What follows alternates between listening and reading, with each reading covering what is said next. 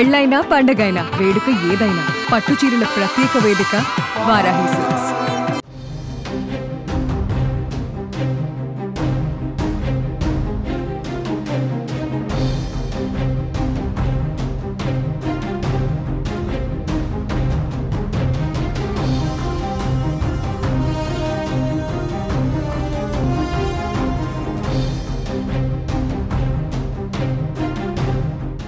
కోట్ల రూపాయలు ఖర్చు చేసి నిర్మించిన చెర్లపల్లి రైల్వే టెర్మినల్ చిన్నపాటి ఈదురుగాలులతో కూడిన వర్షానికే ధ్వంసమైంది.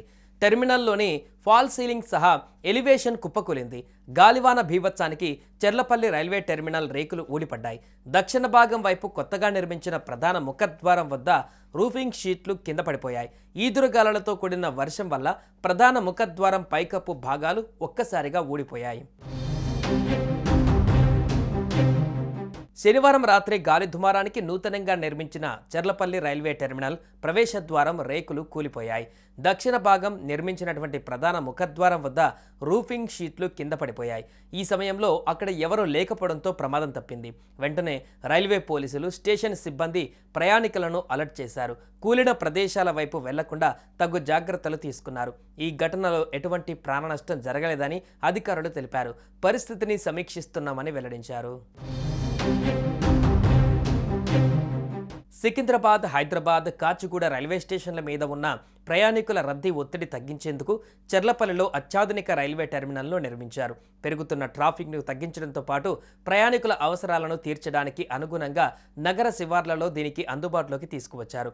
428 కోట్ల వ్యయంతో విమానాశ్రయాన్ని తలపించేలా ఈ రైల్వే టెర్మినల్ను తీర్చిదిద్దారు. మొత్తం 2 అంతస్తులలో ఈ శాటిలైట్ టెర్మినల్ను ఏర్పాటు చేశారు. ఈ రైల్వే స్టేషన్లో మొత్తం 9 ప్లాట్ఫామ్లు ఉన్నాయి. ఇక 19 రైల్వే లైన్లను ఏర్పాటు చేశారు. అయితే ఇంత అద్భుతంగా నిర్మించిన చెర్లపల్లి రైల్వే టెర్మినల్ చిన్న గాలివానకే పలు చోట్ల విధ్వంసానికి గురికావడం పట్ల అందరూ షాక్ అవుతున్నారు.